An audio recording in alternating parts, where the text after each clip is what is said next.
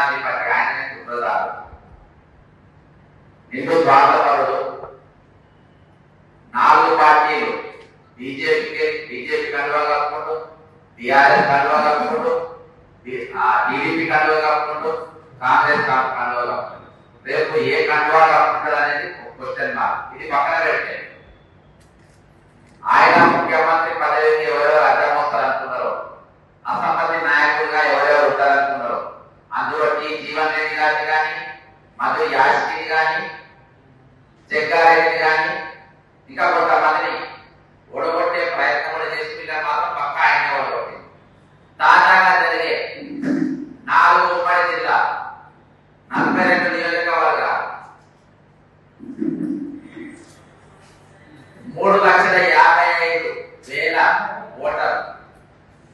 హైదరాబాద్ రామచంద్రపురం కెళ్ళి ఆదిలాబాద్ దాకా ఉన్నటువంటి ఓటర్లు దాదాపు 250 కిలోమీటర్ల దూరంలో ఉన్న ఈ నియోజకవర్గం మెదక్, కరీంనగర్, ఆదిలాబాద్, నిజామాబాద్, పట్టభద్రుల నియోజకవర్గంగా గెలిచే కాంగ్రెస్ పార్టీ అభ్యర్థి గెలిచినా, బీజేపీ అభ్యర్థి గెలిచినా, టీఆర్ఎస్ అభ్యర్థి గెలిచినా, ఏ అభ్యర్థి గెలిచినా ఇంత పెద్ద స్ట్రెస్ లో గెలిపించిన నాయకుడికి వాళ్ళకు చాలా పెద్ద పేరు వస్తుంది.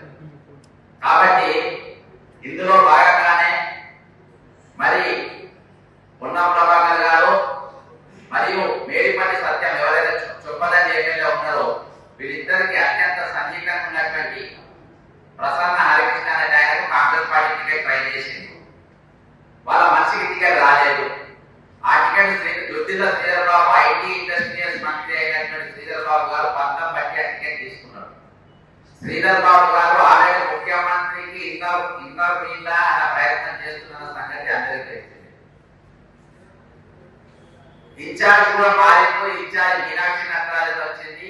ఆమె ₹1 లక్షలు తీసుకోదు, గాంధీవాది అనే పేరు దాకా ఆమె మేనేజ్ చేసే కష్టం. కాబట్టి శ్రీధర్ బాబు ఒకవేళ ఈ క్యాండిడేట్ శ్రీధర్ బాబు పేరు ఎక్కడికో పోతుంది. కాంగ్రెస్ పార్టీ రేపు గ్రామ పంచాయతీ ఎలక్షన్ వార్డు మెంబర్ కూడా రేపు నిర్వహించే పరిస్థితిలో ఉన్నప్పుడు ఒకవేళ ఈ అభ్యర్థి గెలిస్తే ఇలా పోటీకి వచ్చేస్తాడు. కాబట్టి ఈ అభ్యర్థి ఎట్లా ఓడగొట్టాలని కుట్ర చేసినటువంటి వ్యక్తి తెలంగాణ ముఖ్యమంత్రి రేవంత్ రెడ్డి గారు ఇమీడియట్ గా పొన్నం ప్రభాకర్ రంగంలో దించి నీకు ఉప ముఖ్యమంత్రి ఇస్తా, రేపు నీవు కాంగ్రెస్ పార్టీ అభ్యర్థి గెలిస్తే శ్రీధర్ బాబు పెద్ద లీడర్ అయితే ముఖ్యమంత్రి అయితే నువ్వు కనబడవు. కాబట్టి నువ్వు ఎట్లా చేసి నా క్యాండిడేట్ మేడిపల్లి సత్యం ఉన్నాడు, ఆయన ద్వారా ఈయన కొంచెం వర్క్ చేసి గ్రౌండ్ వర్క్ చేసి మెంబర్షిప్ చేసి ఆయన నిలబెట్టు అని పొన్నం ప్రభాకర్ తో ఈ రోజు బీఆర్ఎస్ టికెట్ ట్రై చేసి బీఆర్ఎస్ నిలబెట్టమన్నారు. లాస్ట్ ఆ బీఆర్ఎస్ టికెట్ ఇప్పించి నిలబెట్టింది.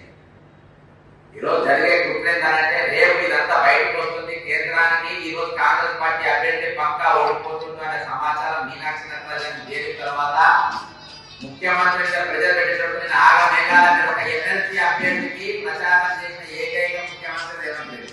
ఇప్పటికే ఏ ముఖ్యమంత్రి కూడా ప్రచారం చేయడం ఒక గ్రాడ్యుయేట్ ఎమ్మెల్సీ.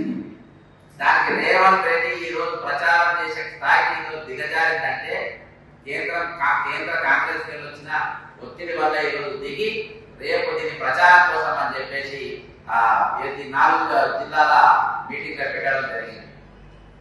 ఈరోజు ఒక ముఖ్యమంత్రి క్యాప్టెన్ ఒక సేనాధిపతి తన దగ్గర ఉన్నటువంటి పట్టుని చంపే ప్రయత్నం, పొడగొట్టాలనే ప్రయత్నం ఈ రోజు ముఖ్యమంత్రి రేవంత్ రెడ్డి గారు చేస్తున్నారంటే ఈ రోజు ఈ కాంగ్రెస్ పార్టీ నాది, నేను ఓన్ చేసుకుంటా అనేది లేదు. ఇవాళ అయిపోతుంది దాటాలి, కుట్ర చేయాలి, బయటపడాలి అనే ఉద్దేశంతో ఈ రోజు పట్టభద్రులందరినీ కూడా 3,55,000 మంది పట్టభద్రులను మోసం చేసిన స్థాయికి ఈ రోజు దిగజారు. ఈ రోజు ప్రెజర్ పెట్టి పొన్నం ప్రభాకర్ తుపాకీ పెట్టి శ్రీధర్ గెలిస్తే నా పదవి పోతుంది, ఆయన ఎక్కడ ఉంటాడో నీ పదవి ఉంటుందో లేదో అనే emotional blackmail Revanth Reddy అంటే బ్లాక్ మెయిల్ లోపల బ్లాక్ మెయిల్ అందరికీ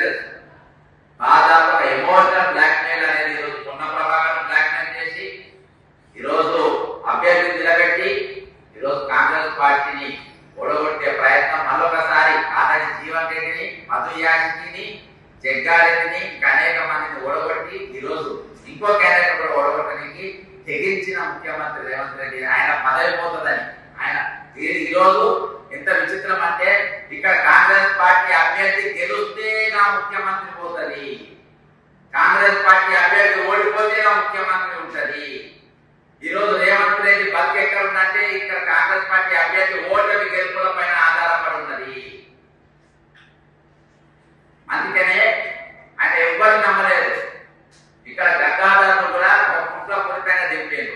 గంగాధర్ ఓటు కింద చీల్చుకుంటే కాంగ్రెస్ పార్టీ గెలిచే అవకాశం ఉంటాయని చెప్పేసి బ్యాక్గ్రౌండ్ స్కెచ్ మొత్తం తిప్పి ఆయన డ్రాప్ అయినట్టుగా చేసింది. ఇదంతా ఒక మహాకుట్ర.